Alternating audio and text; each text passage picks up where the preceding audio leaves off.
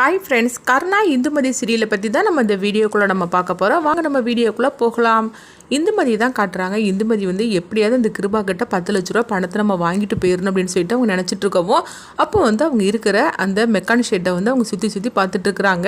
இப்படிலாம் நம்ம வாழ்க்கை அமையும்னு சொல்லி நம்ம கொஞ்சம் கூட நினச்சி பார்க்கவே இல்லை அப்படின்னு சொல்லிட்டு இருக்கவும், அடுத்தது அங்கே பார்த்தோம்னா வந்து புவனா வந்து அவங்க கர்ணா கிட்ட சொல்லிட்டு இருக்கிறாங்க. அங்கே பாருங்க மாமா, என்ன இருந்தாலும் சரி தான், அவளை ஏதோ சந்தர்ப்ப சூழ்நிலையில் அவள் கழுத்தில் தாலி கட்டிட்டீங்க, அதுக்காக அவள் உங்கள் மனைவியாகிட முடியாது.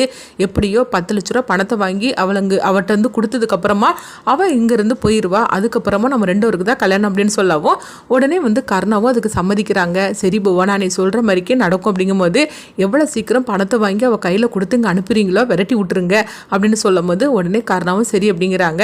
அடுத்து பார்த்தோம்னா சரி, நம்மளை இங்கே யாராவது பார்த்துட போகிறாங்க, நீ இங்கேருந்து கிளம்பு அப்படிங்கவும், பார்த்தா என்ன அப்படின்னு சொல்லும் போது, என்ன புவனா இப்படி பேசிகிட்டு இருக்கிற, நீ கிளம்பு அப்படிங்கவும் உடனே புவனாவும் வந்து சரின்னு சொல்லிட்டு அங்கேருந்து போகிறாங்க. அடுத்துதான் அங்கே வந்து கர்ணா வரவும், என்ன நான் உனக்கு சாப்பாடு வாங்கி கொடுத்தேன், நீ சாப்பிடவே இல்லையா அப்படின்னு இந்துமதிகிட்ட கேட்கும்போது, அப்போ இந்துமதி சொல்கிறாங்க, ஆமாம் இப்போ சாப்பாடு ஒன்று தான் குறைச்சலாக இருக்குது, எனக்கு எப்படியாவது அந்த கிருபா கிட்ட இருந்து 10 லட்ச ரூபா பணத்தை நீ வாங்கி கொடுத்துரு அப்படிங்கவும், இங்கே பாரு அண்ணன் தான் தாரன்னு சொல்லியிருக்காருலா, நீ சும்மா அந்த மாதிரி கேட்டு வந்து என்னை வந்து தொந்தரவு பண்ணிட்டு இருக்கக்கூடாது.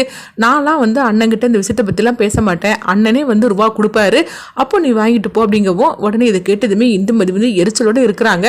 அது வரைக்கும் இந்த மெக்கானிக் ஷெட்டில் உன் கூட நான் இருக்கிறதுக்கு அப்படின்னு சொல்லிட்டு இந்துமதி எரிச்சல் அடையவும், இங்கே பாரு என்னமோ நான் உன் கழுத்தில் விருப்பப்பட்டு தாலி கட்டின மாதிரிக்கு நீ இந்த மாதிரிலாம் பேசிட்டு இருக்காத, அண்ணன் உன் கழுத்தில் தாலி கட்ட சொன்னார், கட்டின அவ்வளோதான், நீ இருக்கிறதும் இங்கேருந்து போகிறதும் உன்னோட இஷ்டம் அப்படிங்கிறாங்க. 10 லட்ச ரூபா பணத்துக்காக தானே அங்கே இருந்துட்டு இருக்கிற, அதுக்கப்புறம் தான் அங்கேருந்து போயிடுவே இல்லை, எப்படியும் 2-3 நாளில் அந்த பணத்தை அவர் தந்துட போகிறாரு, அப்புறமா உனக்கு எனக்கு எந்த சம்மந்தமும் கிடையாது அப்படின்னு சொல்லிட்டு இருக்கவும், அதை வரைக்கும் நீ அட்ஜஸ்ட் பண்ணி தான் அங்கே இருந்தாகணும் அப்படின்னு சொல்லிட்டு போகிறாங்க.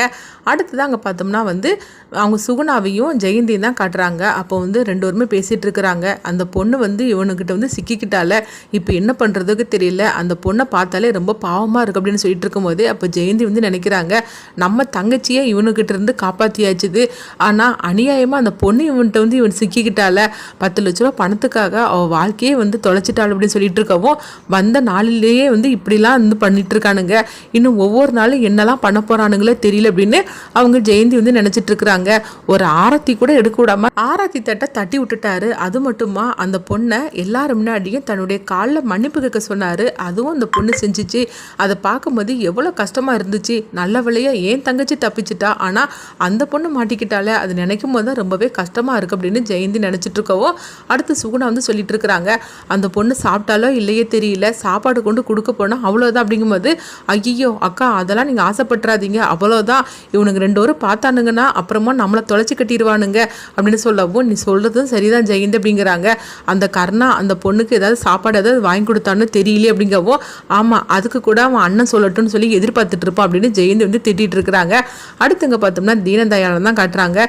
அந்த பொண்ணை எப்படியாவது இவனுக்கிட்ட இருந்து காப்பாற்றணுமே, என்ன பண்ணுறதுக்கு தெரியல, கர்ணா தான் இன்னும் அந்த பொண்ணை வந்து நல்லபடியாக வச்சுக்கணும், ஆனால் என்ன பண்ணுறதுக்கு, இந்த கிருபா என்ன சொல்கிறானோ அதை தானே அந்த கர்ணாவும் கேட்டு நடப்பா அப்படின்னு சொல்லி எரிச்சலோடு இருக்கவும், அடுத்து பார்த்தோம்னா கர்ணா தான் வராங்க. அப்போ ட்ரிங்க்ஸ் பண்ணிட்டு வரவும், உடனே வந்து இந்துமதி வந்து என்ன ட்ரிங்க்ஸ் பண்ணிட்டு வந்திருக்கியான்னு சொல்லி கேட்கும்போது, ஆமாம் நான் தினசரி எனக்கு இதுதான் பழக்கம் அப்படிங்கிறாங்க. அடுத்து பார்த்தோம்னா கொஞ்ச நேரத்தில் அவங்க வந்து தான் பக்கத்தில் வர மாதிரி இருக்கிறாங்க. அதாவது கர்ணா வந்து அவங்க இந்துமதி பக்கத்தில் வரவும், உடனே இந்துமதி வந்து எதுக்காக என் பக்கத்தில் வர அப்படிங்கும்போது, என்ன என் பக்கத்தில் வரக்கூடாதுன்னு சொல்லிட்டு இருக்கிற, நீ என்னுடைய பொண்டாட்டி, நம்மளுக்கு இன்னைக்கு ஃபர்ஸ்ட் நைட்டு அப்படின்னு சொல்லும் போது, இதை கிட்டதுமே இந்துமதி அதிர்ச்சி அடைகிறாங்க. ஒழுங்கு மரியாதையை அங்கேருந்து போயிரு அப்படின்னு சொல்லிட்டு அவங்கள அடிக்கிறாங்க. அடுத்தது தான் தெரியுது அது எல்லாமே வந்து இந்துமதி வந்து கனவு கண்டிருக்காங்கன்னு. அப்போ உடனே வந்து கர்ணா வந்து பார்க்குறாங்க, உனக்கு என்னாச்சு அப்படின்னு சொல்லி கேட்டுட்டு இருக்கவும், உடனே இந்துமதி கண்ணை திறந்து பார்க்குறாங்க. பார்க்கும்போது கர்ணா அவங்க பாட்டுக்கு தள்ளி நின்றுட்டு இருக்கிறாங்க. ஐயோ நம்ம வந்து கனவு கண்டிருக்கோமா அப்படின்னு இந்துமதி வந்து நினைக்கவும், உடனே வந்து அவங்க சொல்கிறாங்க, அங்கே பாரு நீங்கள் படுத்துக்கோ, நான் அங்கே போய் படுத்துக்கிடுது அப்படின்னு கர்ணா சொல்லவும், உடனே இந்துமதியும் சரி அப்படிங்கிறாங்க. அடுத்து வந்து இந்துமதி வந்து நினச்சிட்டு இருக்கிறாங்க, அதாவது எப்படியாவது இவனுக்கிட்ட இருந்து சீக்கிரமாகவே பணத்தை வாங்கணும், வாங்கிட்டு நம்ம அங்கேருந்து போயிடணும், என்ன நடக்க போதோ தெரியல அப்படின்னு சொல்லிட்டு அவங்க பயத்திலே இருந்துட்டு இருக்கவோ, அடுத்த நாள் ஆனதுமே கர்ணாவை கிருபா வந்து கூப்பிடுறாங்க. என்னடா உனக்கு வேலை இருக்குது அங்கே கிளம்பி போ அப்படின்னு சொல்லவும், உடனே சரி அப்படிங்கிறாங்க. ஆமாம் அந்த இந்துமதி எங்கே அப்படின்னு சொல்லி கேட்டுட்டு இருக்கவும், அவன் அங்கே தான் இருக்கிறானா அப்படிங்கிறாங்க. ஏன் மகாராணி அங்கேருந்து வரமாட்டாளோ அப்படிங்கும்போது, உடனே இந்துமதியை கர்ணா வந்து கூப்பிடவும் இந்துமதியும் வராங்க. உடனே சொல்லுங்க அப்படிங்கும்போது, அம்மா நீ பாட்டுக்கு அங்கே இருந்தேன்னா அங்கே வீட்டில் உள்ள வேலையெல்லாம் யார் செய்வாங்க, இங்கே பாரு இன்னைக்கு இவ்வளோ வேலைகள் இருக்குது, இது எல்லாத்தையும் நீ தான் செஞ்சு முடிக்கணும் அப்படின்னு சொல்லவும் இது கிட்டதுமே உடனே புவனாவும் ஜெயந்தி அதிர்ச்சி அடைகிறாங்க.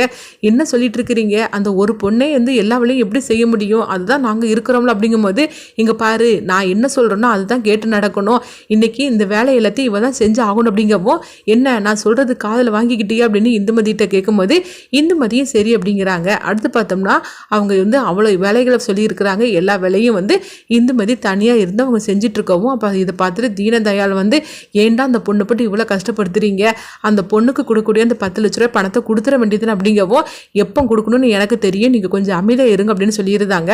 அடுத்து பார்த்தோம்னா கர்ணா வந்து எதுவுமே பேசாமல் அமைதியாக போகவும் உடனே ஜெயந்தி சொல்லிட்டு இருக்கிறாங்க, கட்டின பொண்டாட்டியும் இந்த மாதிரிக்கெல்லாம் ஒருத்தன் வேலை வாங்கிட்டு இருக்கிறான், இவன் என்னன்னா அப்படி பார்த்துக்கிட்டே போறானா, இவனுக்கும் என்னமோ அவன் பொண்டாட்டிக்கும் சம்மந்தம் இல்லாத மாதிரிக்கெல்லாம் அவன் போறான் அப்படின்னு சொல்லிட்டு கர்ணாவை போட்டு அவங்க திட்டிட்டு இருக்கவும் எப்படியோ ஏன் தங்கச்சி இவங்ககிட்ட இருந்து தப்பிச்சிட்டான், ஆனால் அந்த பொண்ணு தான் அநியாயமாக இவங்ககிட்ட இருந்து மாட்டிக்கிட்டா அப்படின்னு சொல்லிட்டு இருக்கவும் இந்த பொண்ணுக்கு நம்ம எப்படியாவது உதவி பண்ணணுமே, ஆனால் என்ன பண்ணுறது இவனுங்களுக்கு மீறி நம்ம எதுவுமே செய்ய முடியாது அப்படின்னு ஜெயந்தி நினைக்கவும் அடுத்தங்க பார்த்தோம்னா வந்து கர்ணாவை தான் காட்டுறாங்க. இப்போ தீனதயாளன் வந்து கர்ணாவை கூப்பிடவும் கர்ணாவும் சொல்லுங்க அப்படிங்கிறாங்க. இங்கே பாரு கர்ணா, என்ன இருந்தாலும் சரிதான், உன் பொண்டாட்டியை அவனை போட்டு இந்த அளவுக்கு கஷ்டப்படுத்துறானுங்க, அதை நீ பார்த்துக்கிட்டு இப்படி இருக்கக்கூடாது, நான் சொல்றது கேளு, தெரிஞ்சோ தெரியாமலையோ எந்த சூழ்நிலையோ அந்த பொண்ணு கழுத்துல நீ தாலி கட்டிட்ட, அவன் உன்னே நம்ப இங்கே வந்துட்டா, அப்படி இருக்கும்போது இப்படிலாம் நீ வந்து இருக்கக்கூடாது, நான் சொல்றது கேளு, அவளை அங்கேருந்து கூப்பிட்டுட்டு எங்கேயாவது நீ போயிரு அப்படிங்கும்போது என்ன நீங்கள் சொல்லிட்டு இருக்கிறீங்க, அதெல்லாம் நான் போக முடியாது, கிருபானனோட தான் நான் இருப்பேன் அப்படிங்கும்போது என்னடா நீ இப்படி பேசிகிட்டு இருக்கிற, அந்த பொண்ணு உன்னை நம்பி வந்துட்டா, அப்படி இருக்கும்போது எப்படி ஆக்கும் அப்படிங்கும்போது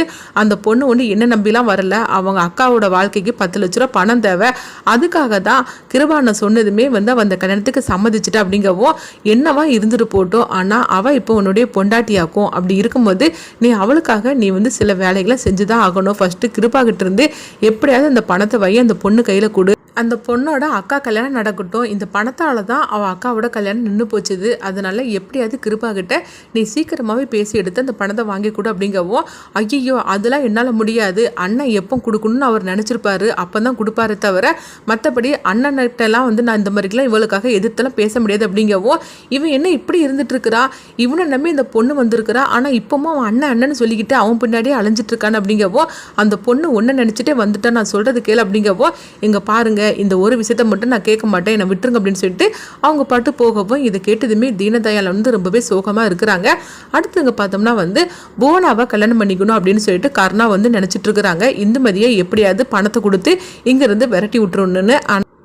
விதி வந்து இவங்க 2 பேரும் ஒன்று சேர்த்து வைக்குமா, அது மட்டும் இல்லாமல் கிருபா வந்து 10 லட்ச ரூபா பணத்தை இந்துமதி கிட்ட எந்த சூழ்நிலையில் எப்படி கொடுக்க போகிறாங்க, அது மட்டும் இல்லாமல் இவங்க 2 பேரும் ஒவ்வொரு நாளும் சேர்ந்து இருக்கிறதுனால கர்ணாவுக்கு இந்துமதி மேலே ஒரு நல்ல அபிப்பிராயம் ஏற்படுமா, அதே மாதிரிக்கு இந்துமதிக்கும் கர்ணா மேலே நல்ல அபிப்பிராயம் ஏற்படுமா, அடுத்ததான் அந்த கதை என்ன மாதிரி கொண்டுட்டு போகிறாங்கன்னு சொல்லி வெயிட் பண்ணி பார்க்கலாம்.